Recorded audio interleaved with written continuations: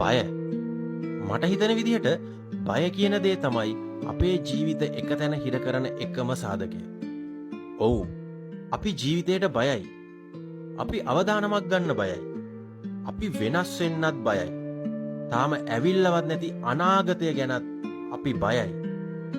අන්න ඒ නිසයි අපිට ඇත්ත කොච්චර තේරුණත්, හරිම දේ මොකක්ද කියලා කොච්චර තේරුණත්, අපි ඉන්න තැන වැරදි කියලා කොච්චර තේරුණත් එතනින් එළියට ඒ ගන්න බැරි. මොකද අපි එතනින් එහාට මොකක් වෙයිද කියන දේ ගැන හැමදාමත් බයෙන්මයි පසු වෙන්නේ. අපිට ස්වභාධර්මයේ විශ්වාස නැහැ. අපිට අපිවම විශ්වාස නැහැ. මං අහපු ඉංග්‍රීසි කියමනක් තියෙනවා මෙහෙම. The paradise you seek lies beyond the boundary of fear.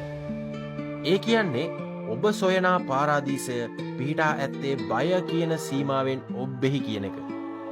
ඉතින් ඒ නිසා ජීවිතයට බය වෙන්න එපා. ඔයාගේ හදවත කියන දේ කරන්න. නිදහස් වෙන්න.